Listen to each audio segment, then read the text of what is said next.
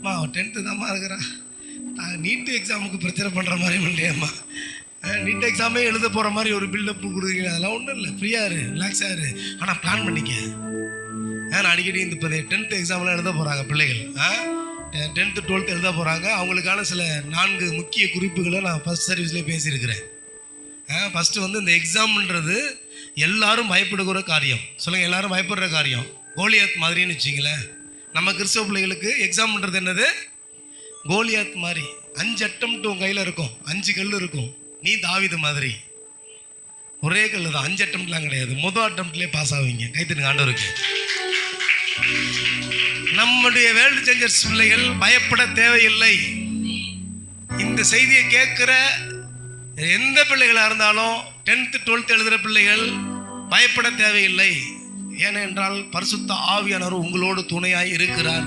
அவர் உங்களை விட்டு விலகுவதும் இல்லை, உங்களை கைவிடுவதும் இல்லை. அந்த பரிசுத்த ஆவியானவர் யார் அப்படின்னு கேட்டால் அவர் நினைப்புற்றுகிறவராக இருக்கிறார். நீங்கள் என்னென்னலாம் படிச்சீங்களோ அதெல்லாம் நினைப்பூட்டி விட்டுருவார் ஆண்டவர். ஹல்லேலூயா. அப்போ எக்ஸாம் எழுதும் போது முதல்ல நீங்கள் தவிர்க்க வேண்டிய ஒரு காரியம் பயம். சொல்லுங்கள், பயம் இருக்கக்கூடாது. படிக்கிற பிள்ளை ஸ்டூடெண்ட்டுக்கு சொல்கிறேன், பயம் ஃபஸ்ட்டு பாயிண்ட் இருக்கக்கூடாது. 2வது, நான் ஆண்டவரோடு உடன்படிக்கை செய்த பிள்ளை. நாங்கள் எங்கள் குடும்பமே சர்ச்சுக்கு போகிற குடும்பம். ஆண்டவர் எங்களுக்கு சார்பாக இருக்கிறார்.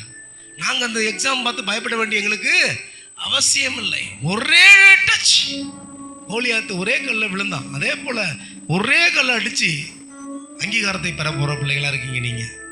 அப்படி தான் நான் உங்களுக்கு சொன்னேன். பசங்களுக்கு இந்த டெட் எக்ஸாம் வரும்போது எழுத சொன்னேன். உங்கள்கிட்ட 5 எக்ஸாம் எழுத மாட்டீங்க பிரதர், ஒரே எக்ஸாம் தான், ஃபைனல் எக்ஸாம் இதுதான். இங்கே இருக்கிற நம்மகிட்ட டீச்சர் பசங்க சொன்னேன்.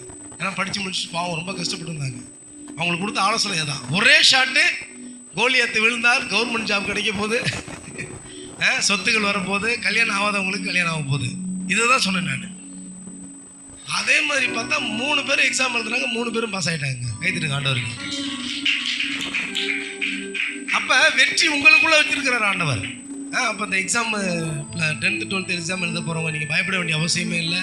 ரொம்ப தெளிவாக நிதானமாக அந்த கொஸ்டின் பேப்பரை எடுத்து வச்சு மார்ஜினை போட்டு ஸ்தோத்திர ஆண்டவரே இயேசுவின் நாமத்தினால் வருகிறோம் அப்படின்னா எல்லாம் உங்கள் நினைவுக்கு வந்துடும். ஹல்லேலூயா.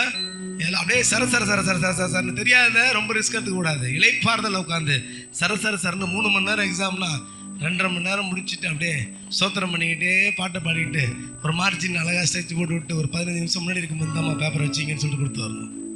ஹல்லேலூயா. கர்த்தர் உங்களுக்கு துணையாக இருப்பா. தெரியுமா, ஆவியானவர் செக் பண்ண முடியும். அந்த வெற்றி தான் ஆவியானவர் செக் பண்ண முடியும்.